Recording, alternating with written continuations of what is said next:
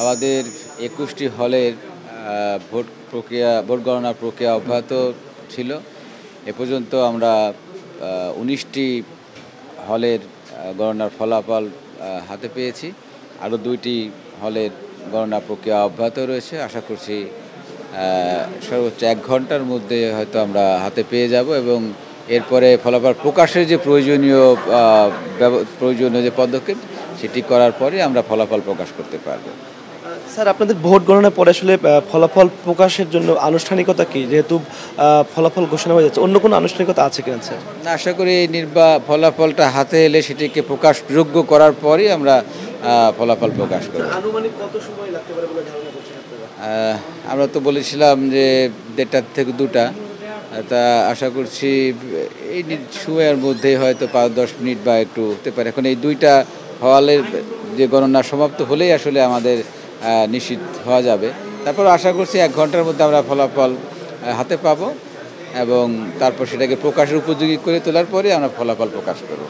Sir, এখন কয়টি টেবিলে ভোট গণনা চলছে? যেহেতু আমরা শুনছিলাম যে ভোট গণনার টেবিলের সংখ্যা বাড়ানো হয়েছে, এখন ভোট গণনার জন্য কোনো বর্তমানে ২টি টেবিল, ২টি হলের ২টি। আমরা যেটি প্রথম দিনে আমাদের ভোট গণনা প্রক্রিয়ার মধ্যে আমরা দেখেছি অনেক আমাদের পোলিং এজেন্ট, বহু সংখ্যক পোলিং এজেন্ট থাকাতে এবং অনেক সাংবাদিক ভাইরা, বিভিন্ন গণমাধ্যম কর্মীরা, যার ফলে প্রথম দিনে আমাদের যে টেবিলের ব্যবস্থাপনা করতে বা ছিল, কিন্তু এই জায়গাগুলিতে তাদের উপস্থিতি তা বসা থাকায় আমাদের এই যে অধিক সংখ্যক টেবিল গণনা করার জন্য তাৎক্ষণিকভাবে আমরা দিতে পারিনি, কারণ বহু সংখ্যক যে এজেন্ট তাদের বসার জায়গা করতে হয়েছিল।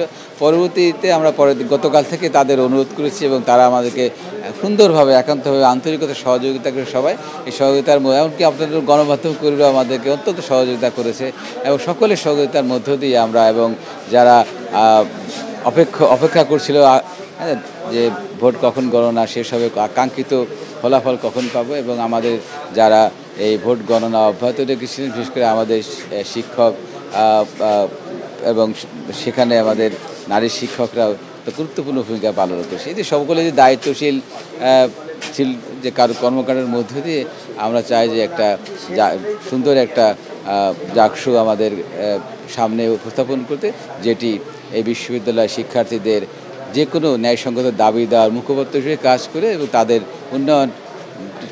উন্নয়নের বিভিন্ন কর্মকাণ্ড নিয়ে এবং বিশ্ববিদ্যালয়কে গতিশীল করার ক্ষেত্রে তারাও তাদের দায়িত্বশীল ভূমিকা করতে হবে। এবং এই জায়গাটা আসলে আমাদের উচিত যে দলীয় স্বার্থের ঊর্ধ্বে রেখে আমাদের কাজ করা, এবং সেই দলীয় স্বার্থের ঊর্ধ্বে না উঠলে শুধু যদি আমাদের রাজনৈতিক দলীয় গণ্ডির মধ্যে আবদ্ধ থাকি, তাহলে আসলে যে উদ্দেশ্যে গণ-অভ্যুত্থানের যা সংগঠিত হয়েছিল, যে প্রত্যাশাতে তাদের সেই প্রত্যাশার কাঙ্ক্ষিত লক্ষ্যে পৌঁছাতে আমরা ব্যর্থ হব। আমি একটা বিষয় জানতে চাইব যে দেশ এবং দেশের বাইরের অগণিত মানুষের নজর এখন জাকসুর ফলাফলের দিকে, এবং সবাই জানতে চাচ্ছে যে কেন 11 তারিখে ভোট গ্রহণ হয়েছে এবং আজকে 13 তারিখ, 2 দিন বিলম্বিত হলো। এই বিলম্বের কারণটা আসলে কি? কমিশনের ব্যাখ্যা কি এই বিষয়ে?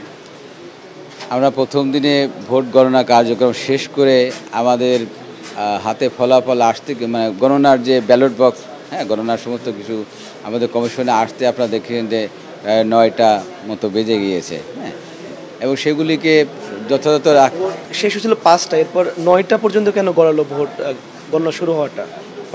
5টায় ভোট সমাপ্তির সময় ছিল, কিন্তু যে সমস্ত ভোটাররা, আপনারা জানেন যে আমাদের 6টি হলে 1000-এরও বেশি শিক্ষার্থী রয়েছে, 1000 করে শিক্ষার্থী রয়েছে, এবং অনেক শিক্ষার্থীরা দুপুরের পরে বা বিকালে তারা যে লম্বা লাইন দিয়েছে এবং নির্দিষ্ট সময়ের মধ্যে তারা দাঁড়িয়েছে, কিন্তু তাদের ভোট সম্পন্ন করতে যে সময়টা লেগেছে অতিরিক্ত সময়, এবং আপনারা জানেন যে অধিক সংখ্যক প্রার্থী হয়।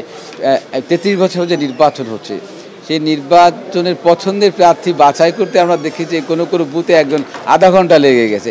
এই যে তাদের যে সময় ক্ষেপণ বা চিন্তা ভাবনা, যেহেতু তারাও নতুন একটা অভিজ্ঞতা, আমাদের দেশে তো 33 বছর পরে জাহাঙ্গীরনগরে জাকসু হচ্ছে, এবং আমাদের দেশে আমরাই তো গণতান্ত্রিক, আমাদের নির্বাচন, আমাদের গণতান্ত্রিক যে ভোটের অধিকার, এটাই তো আমাদের চর্চা আমরা হারিয়ে ফেলেছিলাম।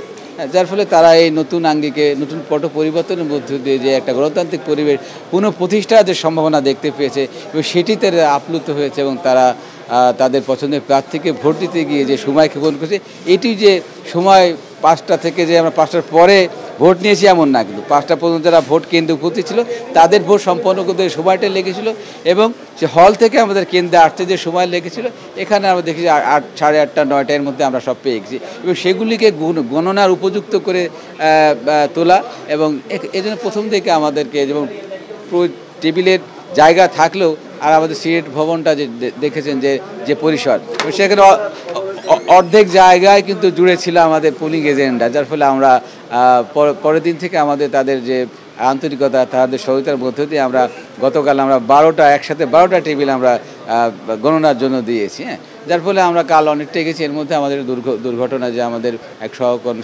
সহকর্মী তার যে হঠাৎ আকস্মিক মৃত্যু, সেটি আমাদেরকে ব্যথিত করেছে।